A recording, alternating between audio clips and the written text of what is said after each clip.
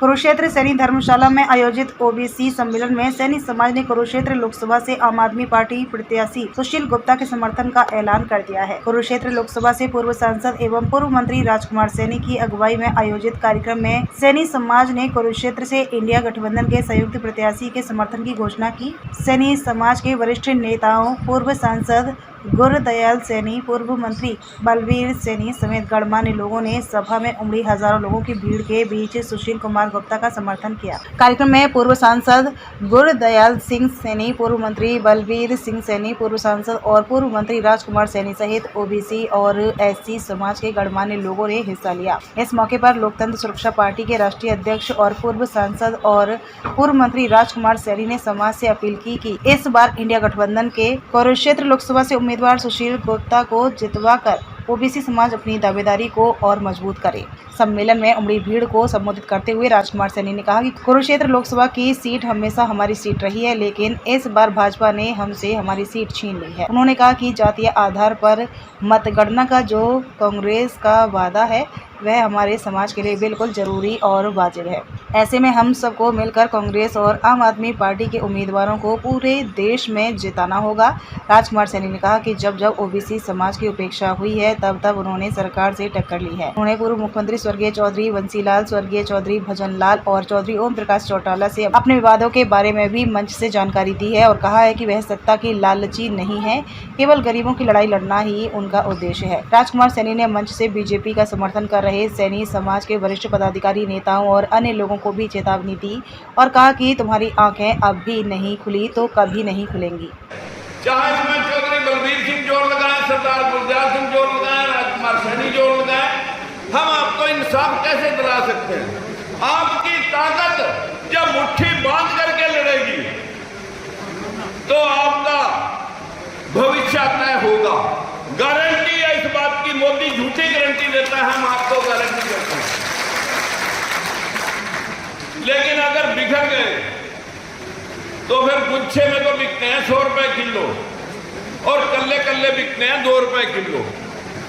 अगर 2 रुपए किलो के बनना तो घूमते रहो भाई। अगर मुट्ठी बांध करके लड़ना, मैं तो आज चौधरी बलवीर सिंह से कह रहा था, जो ऊपर फोटो लगे हैं, अगर ये सभी इकट्ठे हैं तो भविष्य में आपके लिए किसी को टिकट मांगने की जरूरत नहीं, आपको बुला करके टिकट दिए जाएंगे। मैं दावे से कह सकता हूं। मेरी आपसे विनती है, आज हम इकट्ठे क्यों हुए, मैं सभी का धन्यवाद करते हुए, माताओं बहनों पत्रकार भाइयों को नमस्कार करते हुए आप सबसे एक ध्यान दिलाना चाहता हूं। पेट के लिए बहुत दुनिया राजनीति कर रही है। सरदार गुरदयाल सिंह ने छोड़ा इसी बैकवर्ड के मुद्दे पर आज से 30 साल पहले। बलवीर सिंह ने छोड़ी पार्टी इसी दादागिरी और मैकेसी के बदले, और कलासों ने भी छोड़ी थी।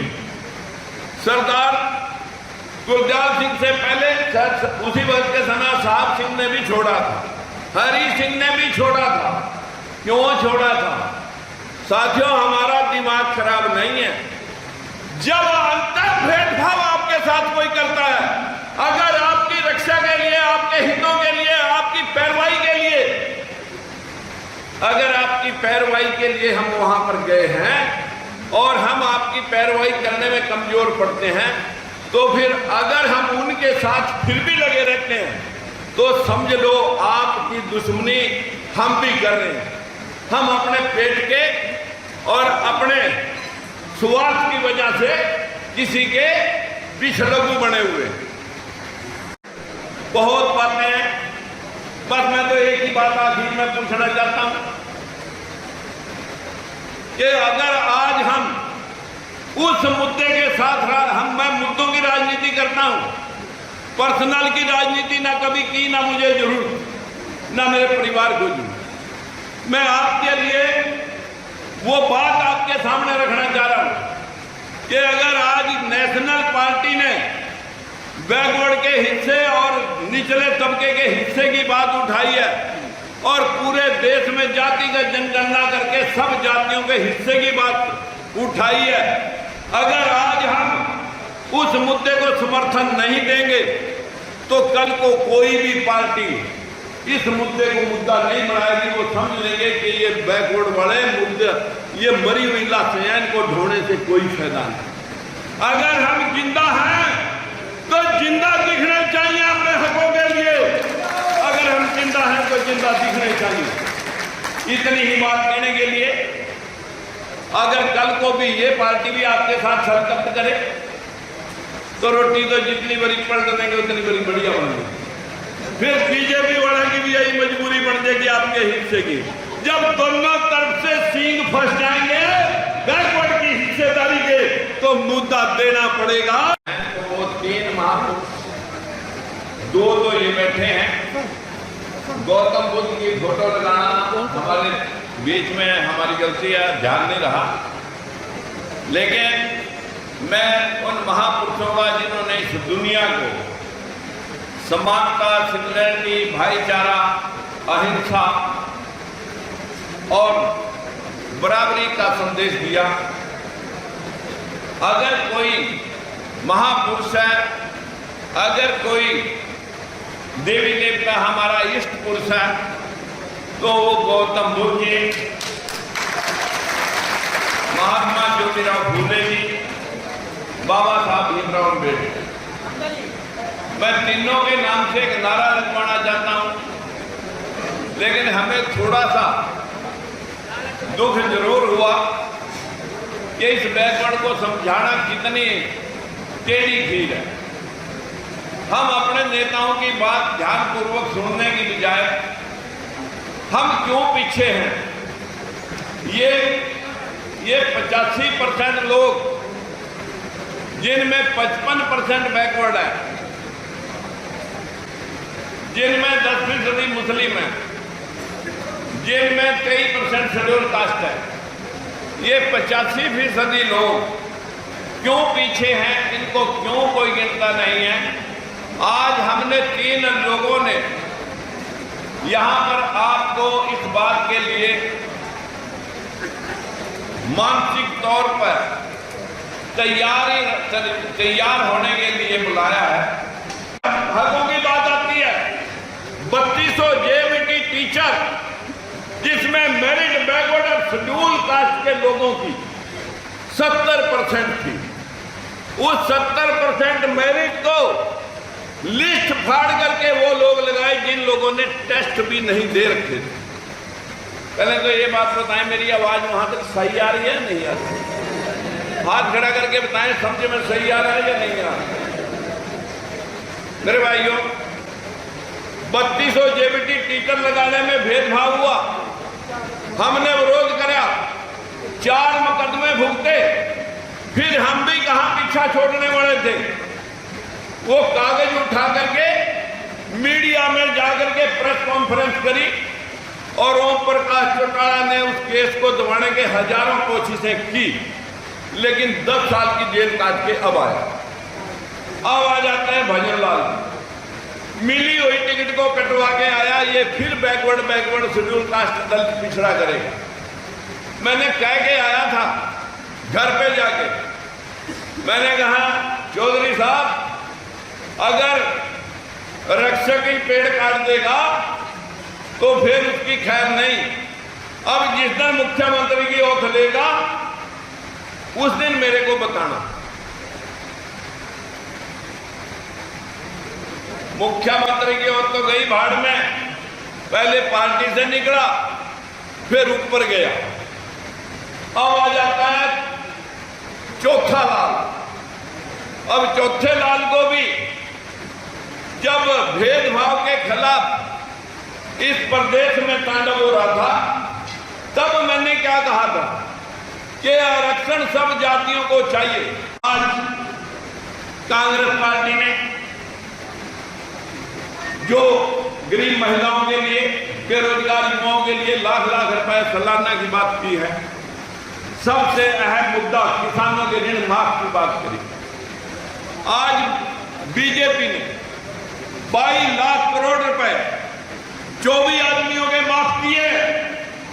अगर उससे किसानों का कर्जा पूरे इंडिया के किसानों का माफ करना होता तो साथियों 2 बार माफ हो जाता, लेकिन उनको माफ नहीं किया उनका माफ किया, जिनको दोबारा से लोन दे दी।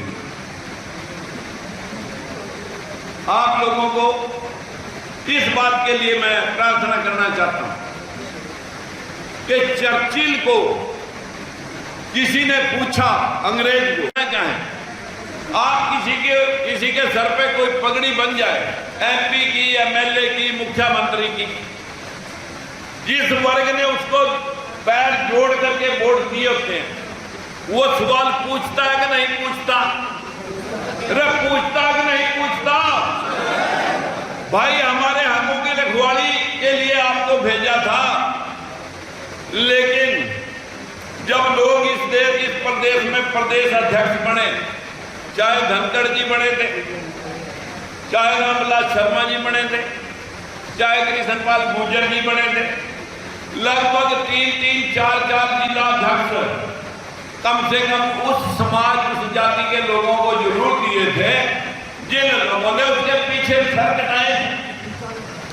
लेकिन पता नहीं भाई हमारे बड़ी वोट में जान नहीं है या सोच नहीं है। हमारे पास प्रदेश अध्यक्ष बनने के बाद ढांचा बनता है, कोई प्रदेश के अंदर कोई जिला अध्यक्ष तक नहीं बनता, और तो और यह सीट हमेशा से सब पार्टियां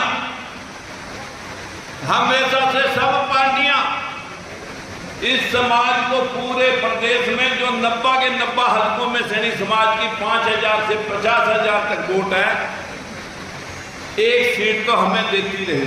80 करोड़ गरीब के आज देश के अंदर 80 करोड़ लोगों को ये कह रहे हैं हमने गरीब बना दिया, बाकी के बनाने अभी बाकी। मैं ये बात आपको इसलिए कह रहा हूं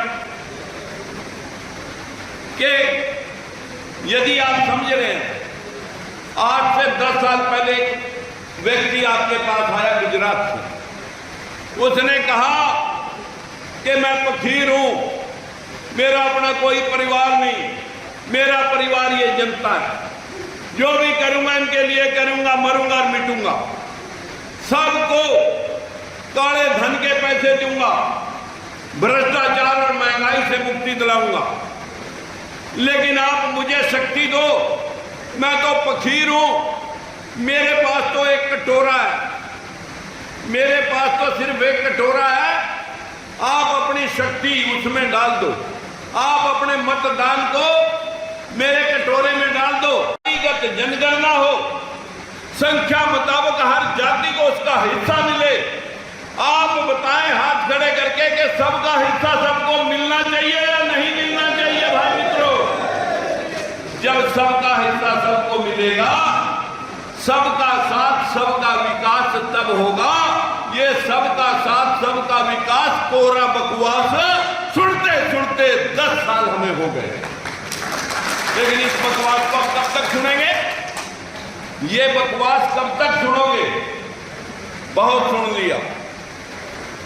एक बार मौका दिया जाता है कि ये इतने वायदे कर गया नौकरियों के, किसानों की आमदन दोगुनी के, बाहर से काले धन के, पेट्रोल डीजल सस्ता, महंगाई पर कंट्रोल करना, भ्रष्टाचार कंट्रोल करने के।